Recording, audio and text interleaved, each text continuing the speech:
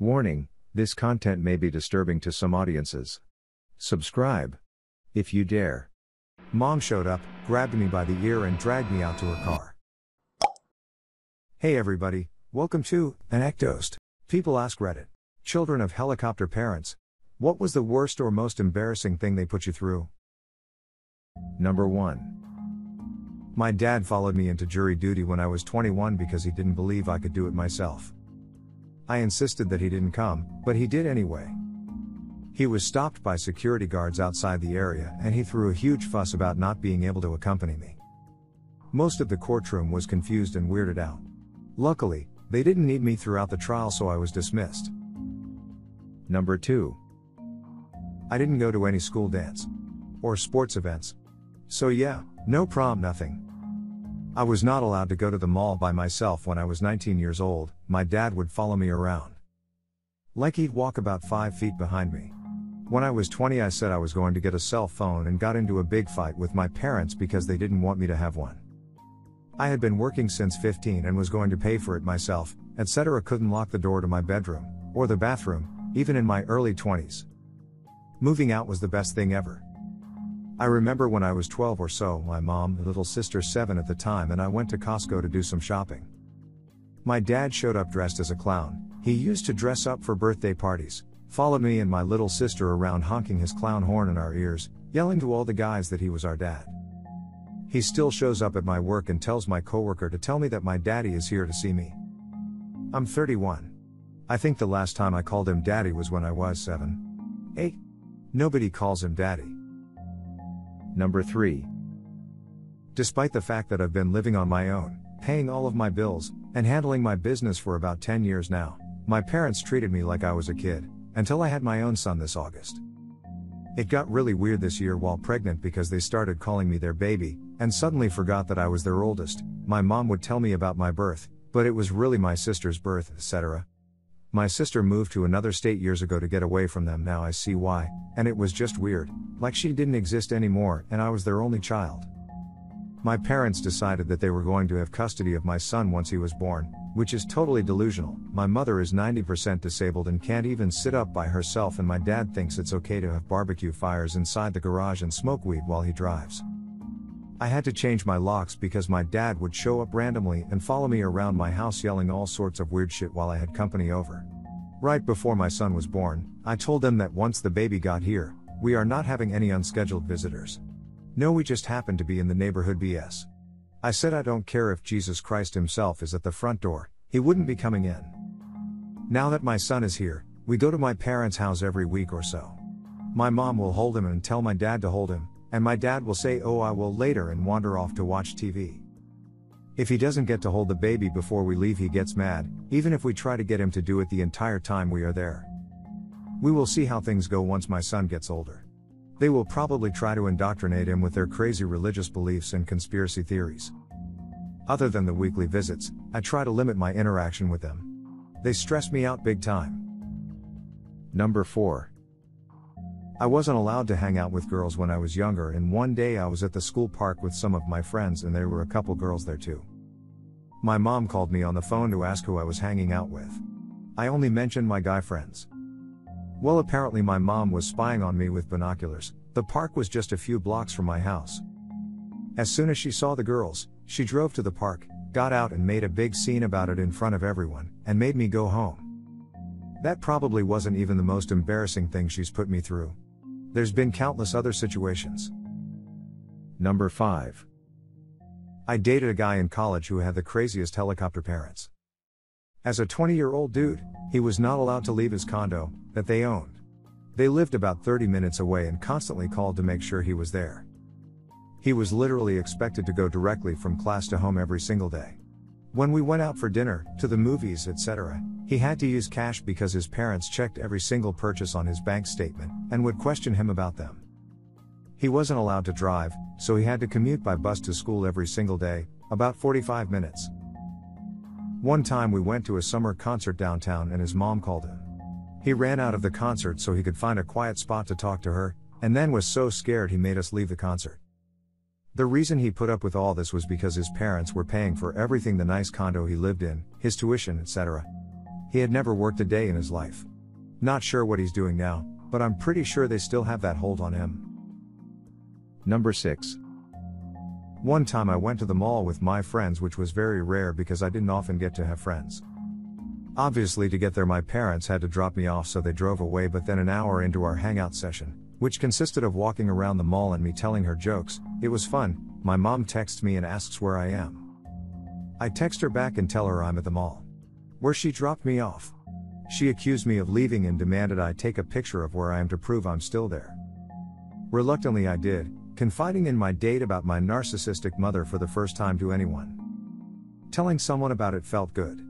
Until 5 minutes later she used the picture I sent her to find where I was and approach me. This is when I discovered she never actually went home and was following me around the mall the whole time, watching what I was doing.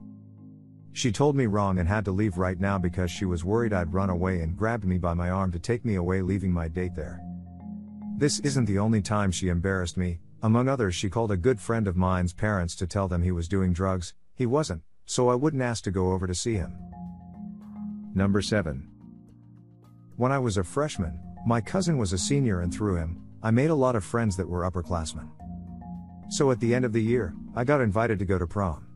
My parents made my date, who was just a friend, come over 2 weeks before prom and basically asked him every question imaginable. They got his phone number, home number, email, and the works. He was super chill about it because my cousin had warned him beforehand. When prom actually came around, I wasn't allowed to ride in the limo with everyone else. Instead, my mom drove me in her ugly-ass Astro van that looked like the Mystery Machine, and she had my siblings and cousins packed in there.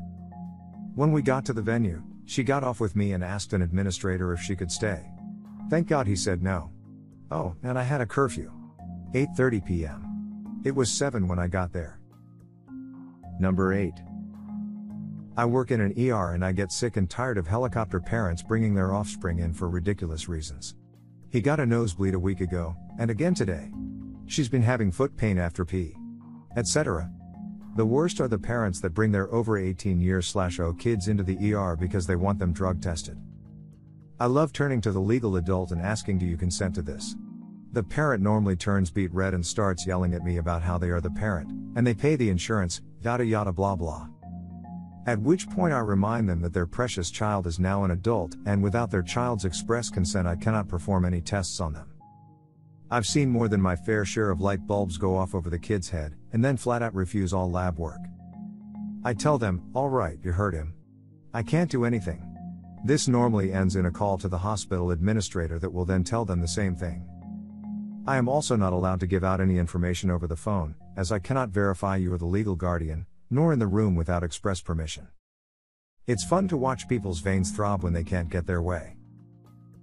Number 9.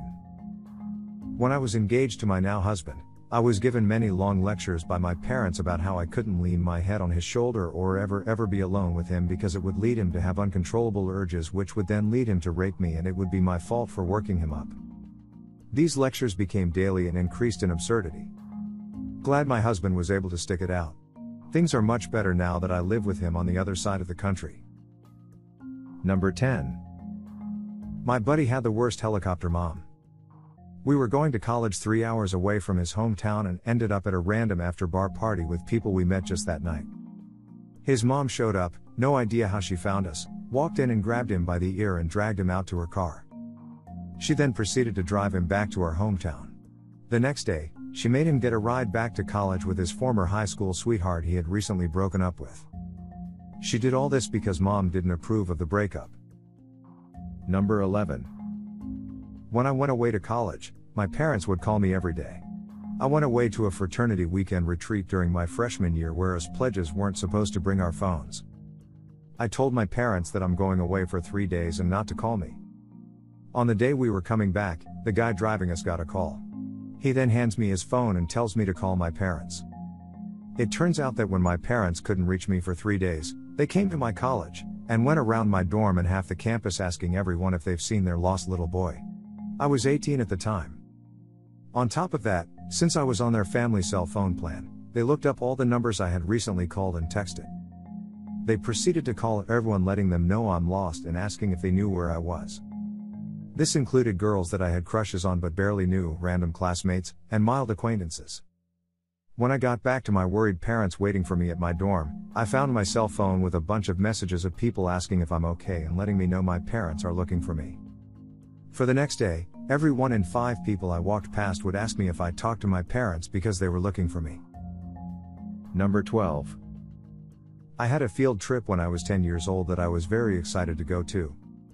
The morning of the field trip, my grandma picks up a call from the school saying that the trip was canceled. I was enlightened at the fact that I could play games all day, but disheartened at the fact that I missed out on my field trip. Next day comes and I go into class. I remember asking the professor, when are we going on the field trip, since it was canceled yesterday. And the professor just looks at me with this puzzled face, as if I was retarded or something. I end up finding out that my mom called my grandma and told her to act as if the school called my grandma and pretend that the school canceled the trip.